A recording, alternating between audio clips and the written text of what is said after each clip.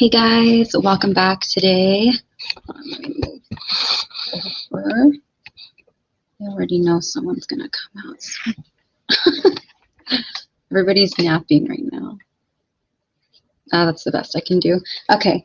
Hope everybody is doing great. Happy Saturday. I know I was supposed to go live yesterday, honestly. Fatigue just really got to me. I do have like anemia. I don't know if I still have it, but there are times where it's too hard to like get up and move around or do things. So yeah, it's definitely a little battle. I'm supposed to be taking iron pills. Sometimes I just don't feel like it works for me. I don't know. But anyway, I do take regular vitamins, multivitamins. Today we are reading out of the book of Psalms, Psalms 2, the Messiah's Triumph and Kingdom. So, all right, let's get into it. We're just going to read through, and then it's weird. I've been having like twitching right here. It's just twitching, or like I could feel my pulse. Weird. But, and I'm hot. I'm sweating right now because I'm wearing this long sleeve. I don't know why I put it on. It's hot in here, and then I think it's hot outside today. Anyway, so we're going to read it through and then discuss. Why do the nations rage and the people plot a vain thing?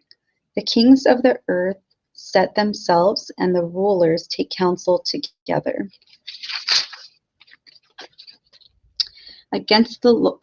Take counsel together against the Lord and against his anointed, saying, let us break their bonds in pieces and cast away their cords from us. He who sits in the heavens shall laugh. The Lord shall hold them in derision. Then he shall speak to them in his wrath and discuss them in his deep displeasure. Yet I have set my king on my holy hill of Zion. I will declare the decree. The Lord has said to me, you are my son. Today I have begotten you. Ask of me, and I will give you the nations for your inheritance, and the ends of the earth for your possession. You shall break them with a rod of iron. You shall dash them to pieces like a potter's vessel.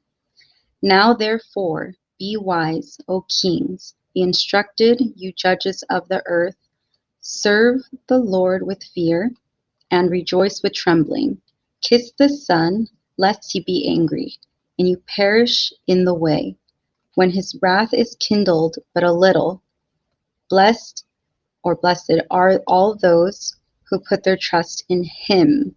Who? Jesus. So here we have David. He's the one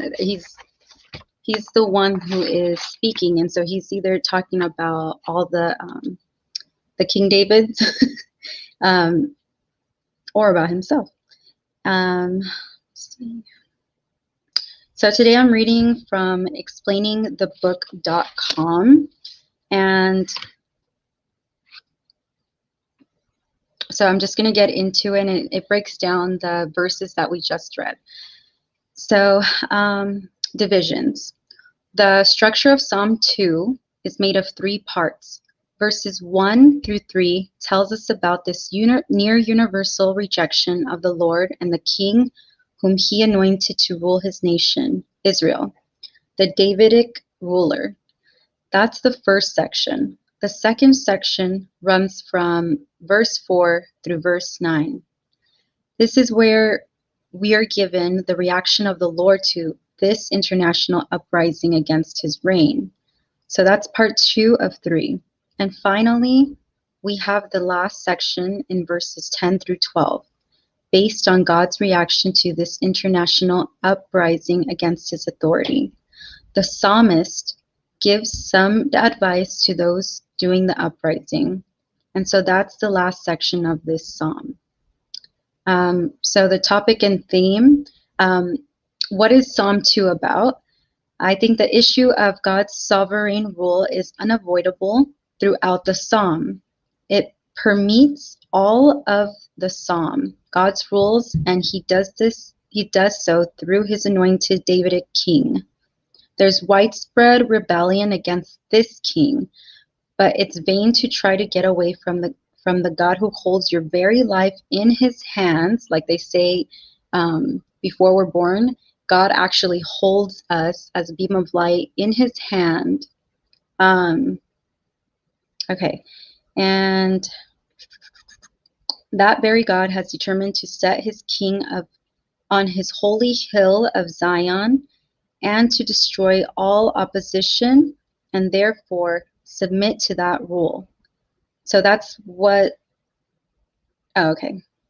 So submit to God's rule. The implied situation. Last thing we'll consider before we work out explaining this psalm is the implied situation. I think what called for the writing of this psalm in its original setting was something like this. David and his son Solomon ruled over much of the land that God originally promised to Abraham. Not all of it, I think, but most of it, and Israel certainly occupied a portion of that land, but most of that area was inhabited by other nations. When David and Solomon ruled Israel, they resigned over those other nations and their gods. And sometimes those kings and the nations they were leading opposed their being ruled over by an Israelite king. And so they'd make attempts to rebel against the Davidic king and throw off his rule from over them. So I believe that this kind of situation is what provoked the psalmist to write the psalm. The people over whom the king of Israel ruled were trying to break away from him.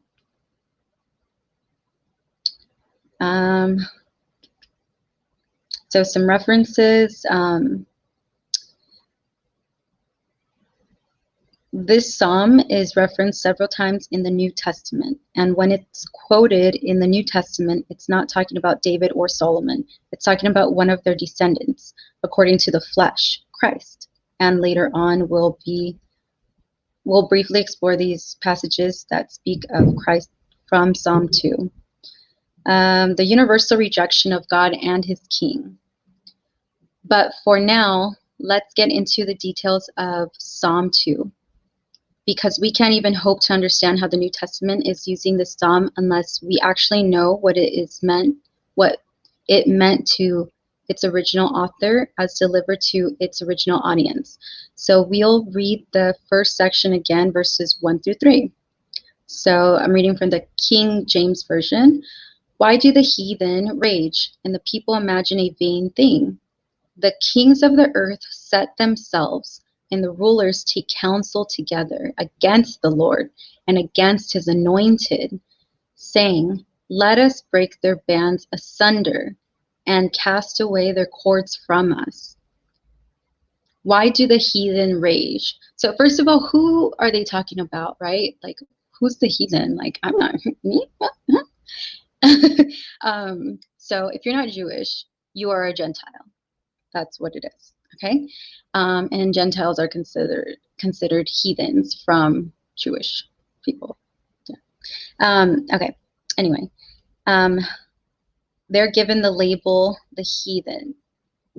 You could also say Gentiles. You may have heard the Hebrew word goy or goyim. That means Gentiles, and it simply means non-Jewish people. Oh, non-Jewish people. That's who's raging. Non-Jewish people. Well, what does raging look like anyway? How does one rage? Well, it's hard to easily tell because this word is used only here as a verb. In its noun form, it simply has to do with gathering as a group, which means rather neutral of a term, which seems rather neutral of a term, but the context of Psalm 2 is anything but neutral. So these non-Jews are gathering together as a group, and we can only assume that their purpose is evil. And the people imagine a vain thing. All right, let's move on to the second line of the verse 1. Now we're not speaking of the heathen anymore. We're speaking of the people. Now this term can be described people in general, like Proverbs 11:26, where the people curse the one who holds bread from them. But this word can also refer to an ethnic group or groups, like in Genesis 25:23, where the Lord tells Rebekah that two peoples would separate from her body. the Edomites and the Israelites, two ethnic groups. So which one is it here? I believe it's speaking of ethnic groups or nations. The word people is in parallel with the word heathen. Again, heathen are simply non-Jews, and therefore people or ethnic groups would be closely related to the concept. So in other words, all sorts of non-Jews and ethnic groups which they comprise are in view here. Now, what are these ethnic groups doing anyway? They're imagining a vain thing. The word imagine is one that you've seen before in Psalms, in the Psalms, but you might not know it. It's actually the same word that's translated as meditate, and is what the blessed man of Psalm 1 was pictured as doing. These ethnic groups are also meditating. They're setting their mind to something. They're plotting and scheming and hatching something in their minds. They're speaking of it and ruminating on it. Well, what is the object of their meditation? Unfortunately, not God's word. Rather, they're meditating on a vain thing. In other words, they're plotting and scheming, and yet all of that activity is just useless. It's futile. It will come to nothing, and God will see to it that that's the case. And the psalmist could give us the content of their meditations at this very point in the psalm, but he doesn't yet. He wants to dwell a little bit longer on the developing rebellion of these groups and individuals. He's heightening our concern for their activities and attitudes. Let's see. So the rulers appear to be a group of individuals in view in verse 2. They are these rulers. Now this word translated as rulers appears 6 times in the Old Testament. Every single time it appears parallel to the word kings. So it's safe to say that these two titles of kings and rulers are likely speaking of the same group. That's the parallelism. Kings rule, that's what they do. Well, what are these rulers up to? The kings are resisting, and the rulers, the same group, are taking counsel together. They're conspiring. Now, this word is used in Psalm 31. There, David is saying that his enemies are doing this very thing, conspiring, and their intent is actually to take his life.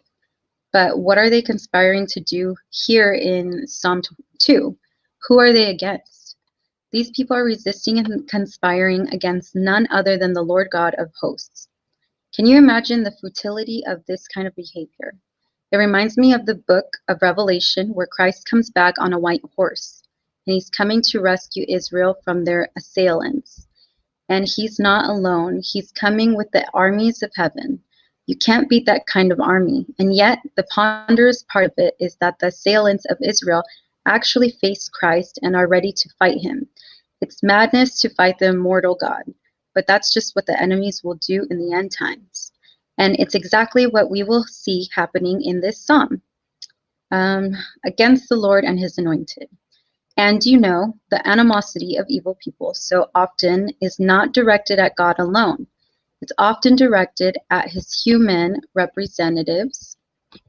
In Psalm 2, the kings and rulers of these non-Jewish nations are conspiring against both the Lord and his anointed one. Who is the anointed one? Well, the concept of anointing is basically having oil poured on you. A number of positions in ancient Israel involved being anointed physically, kings being one such group. So I believe this is speaking on the Davidic king, David in particular. The surrounding nations are opposing his rule over them. And then let us break their bands.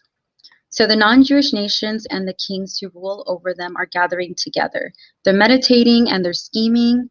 They're resisting and conspiring against God and his earthly representative. But what's their plan? What are they meditating on? What do they want to do? Verse 3, they want to break the bands of David and his God. They want no more of the restrictions that the rule of God and his king place over them. These bans or restrictions are viewed by these nations as oppressive. They're unwelcomed. They need to be broken asunder like Samson did with those ropes, with some of those ropes that Delilah put on him, and seeing as they have no need of such restrictions, they'd be happy to cast them aside. Isn't that the way that lost people tend to view God's rules? Isn't that the way your own flesh feels about them? Oh, the chafing. Oh, the complaints, the accusations of oppression. This is nothing new to our day and age. This is the way it's been since the fall. And then Psalm 2, God's reaction. Well, how would you feel if you knew that people were reacting this way toward your attempted leadership of them? We're actually told how God reacts. Let's read verse 4 through 9. So actually, before we read that, so like for me, for example, I've kind of, like me personally, I've been through this where I've been like, oh, I'll be fine. Like, I'll be fine, whatever. You know, that was kind of like the attitude that I had, and I had to do a lot of re-examination on my life throughout the years because it was and even now I look back and then I'm like, wow, like I didn't realize that till now, you know, and I think that's how a lot of us are right now. We're just kind of like suppressing everything or just kind of like ignoring things just because we don't want to face it. We don't want to feel judged. We don't want to feel we don't want to, what is that word called? We don't want to be confronted. There we go, confronted. Because I know there's people, and I know from me too, like me personally before, I didn't like confrontation. And so defensiveness was my biggest thing, defensive right away, like instinct, all the way. And then it wasn't until I actually, like where I was working before, it really, really helped me because they had this book that they gave to us. And also I went to a training, and this training was like, they were really teaching you like to recognize these things that you're doing, because they wanted people to work together as a team. They wanted people to be there for one another. Even if you don't really, like, let's say you and somebody bump heads, even still, you would still be able to go around that and find a way to work together, because, I mean, obviously it's work. They don't care about your relationship. They just want you to work and get the job done.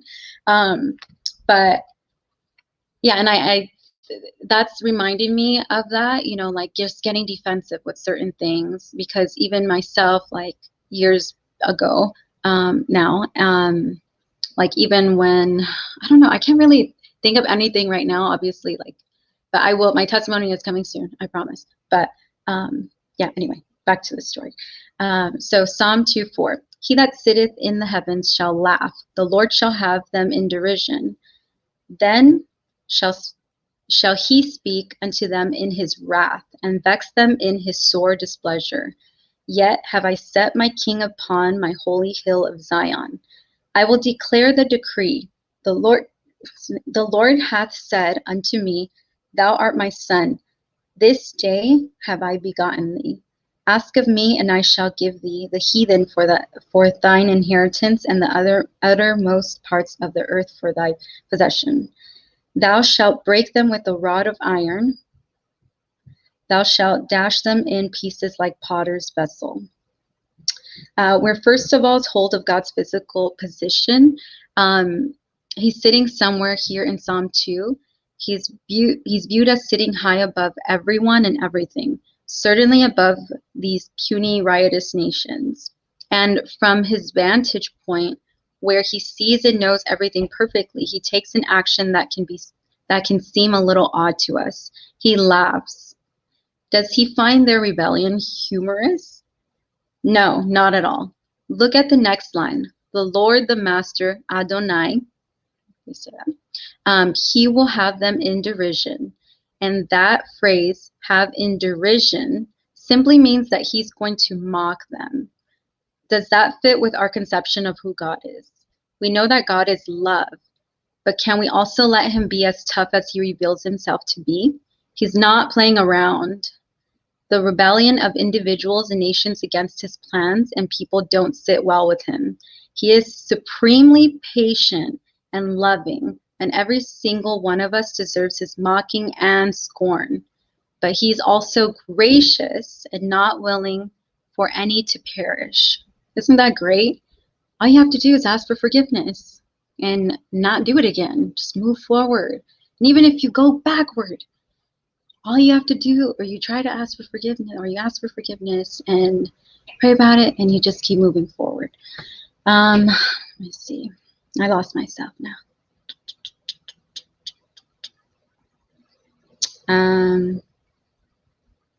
Okay. So, but that's not the end of his reaction to the rebellion. He speaks, but his speech is not gentle and peaceful. Not to these hardened enemies of his. He will speak to them in his wrath. We've seen this before, but the word wrath really can mean nostril. The idea is that as someone gets angry, sometimes his nostrils will flare and perhaps even get a little red. That's the way in picture God stands towards these enemies. He's certainly not out of control or sinning in any way, but he is angry at them. At that angry reaction will cause them some terror. That's what the word vex means.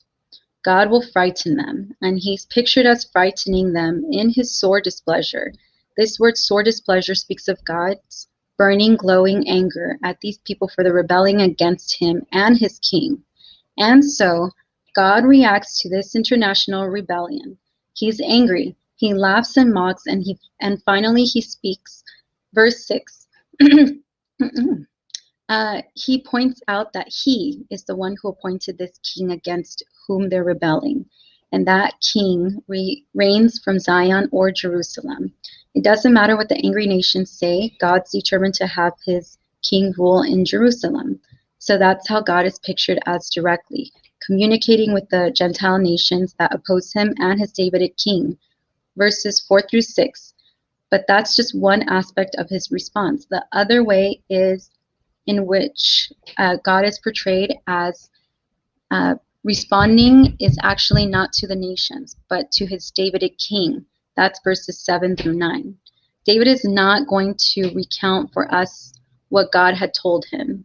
Hey, God had told him the decree he gave, or his statute or rule.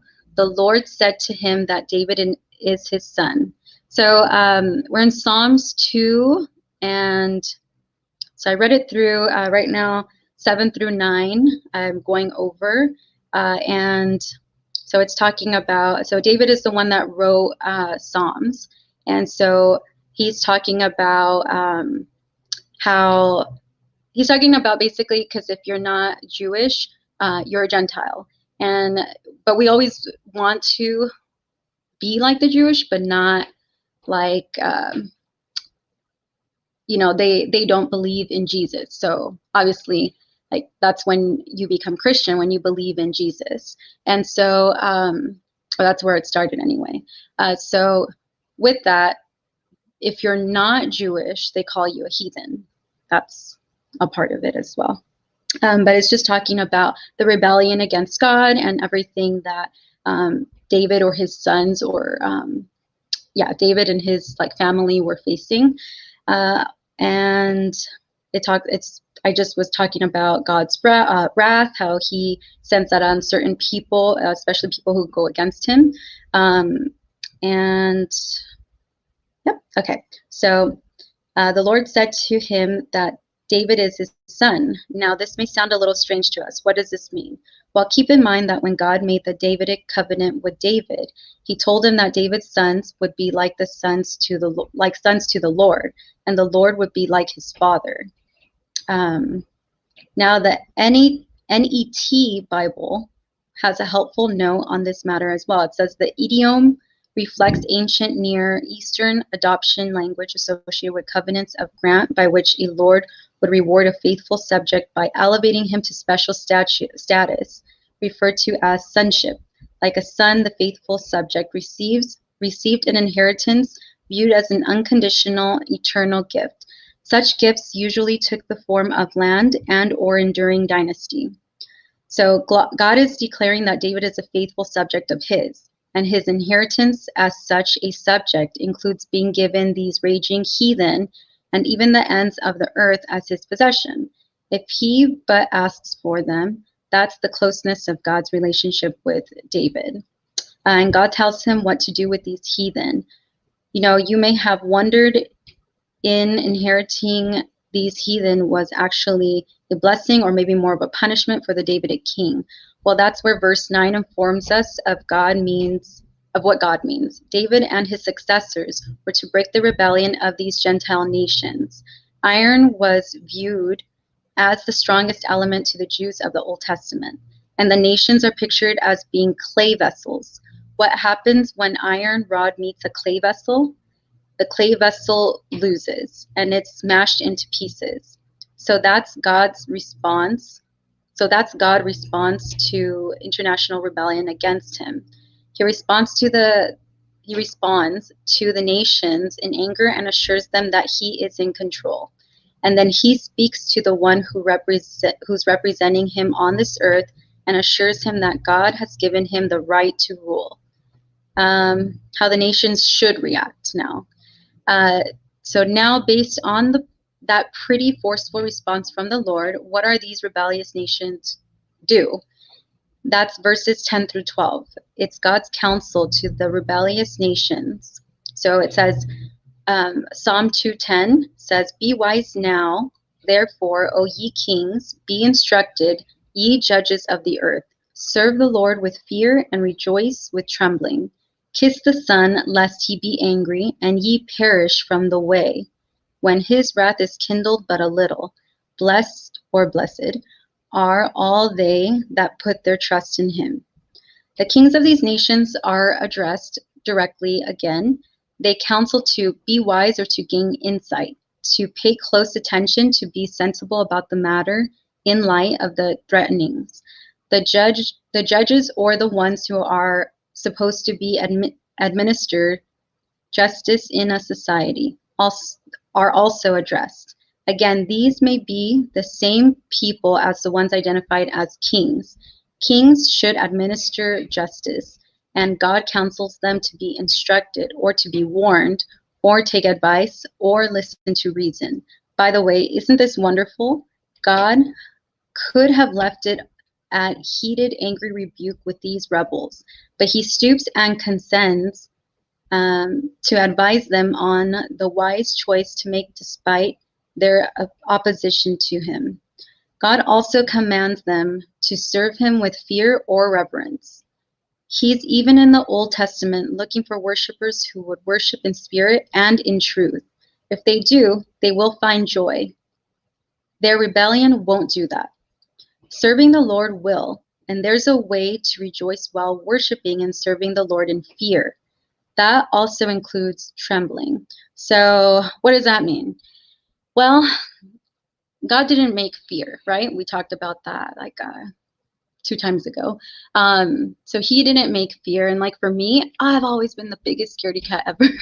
And so it's taking a lot for me. And even still, like it doesn't say that God's going to take everything away from you. He's going to teach you how to defend yourself against it. And that's why reading his word, the Bible, is very good, because it teaches you, like there's so many different passages that has words that are very comforting for you and your soul. And honestly, I have found so much joy, so much more joy than I would say like a year ago or even before, you know. So definitely helps, especially if you do have a fear of God, because that's what this talks about. So that's the difference. So having a fear of God is being scared of what he might, the punishment of what he might do to you if you're ignoring him. Because there's times where I'm like, wait, is that from God? Like, is he talking to me, or am I just talking to myself? Like, what? And so there's times where I have to pray on it, or I'll just read like in the Bible, and then I'll be like, oh, okay, you know, I'll be like, all right, he might be talking to me, or I'll just wait a few days or whatever. But then I'll see if he really is or he isn't. But that's what it means to have a fear of the Lord. You have to obey him, because if not, you should be scared. Yes, that's how it is. And serving the Lord in fear. That also includes trembling. This is the right reaction of sinners in the presence of a holy and sovereign God. These kings are furthermore to kiss the Son, to draw near to the Davidic king, and to submit themselves to him, just like all of Egypt did to Joseph, except for Pharaoh, of course. And if they don't take his counsel, this counsel, they'll perish from the present course of life, their way, as we have it here. And it really won't take too much. The threat is real. If the king's anger is kindled just a little, it doesn't require much provocation in light of their past and even present rebellion. And remember the title of the message, Submit to God's Rule. Isn't this last line a perfect expression of that? What is it like to submit to God's rule? It's blessed, or blessed.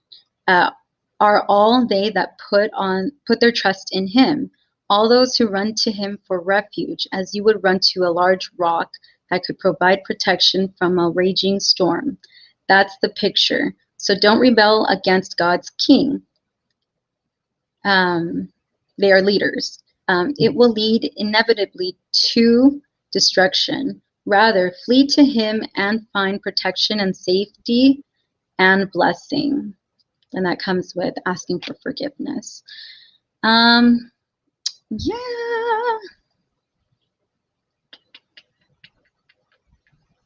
Also, in Revelation 19:15, again speaks of Christ ruling the nations with a rod of iron. Also, Revelation 12:5 relates the vision of the woman Israel bearing the child Christ would rule the nations with a rod of iron. So that's talking about Jesus. Yes, and so blessed are all they that put their trust in him. All right. Thank you so much for tuning in today. Hope you guys have a wonderful weekend. Get some rest. Tune down earlier, maybe. Maybe not. Definitely pray before going to sleep. Every morning I've been doing this, and it's really, really been helping me. I've been putting on God's armor. So what I do is I just say, Lord, today, thank you for giving my family and I another day, Lord. And sometimes I'll get down on my knees. Sometimes I don't. But I'll just say, Lord, today I want to put on my the suit of armor. And I just say that I put on my breastplate of righteousness. I put on my helmet of salvation. And I actually do it like I'm putting it on. And then I'll say I put on I get my shield of faith. And then I do this. And then your sword represents the word, the Bible. So what I say is, I'll just say,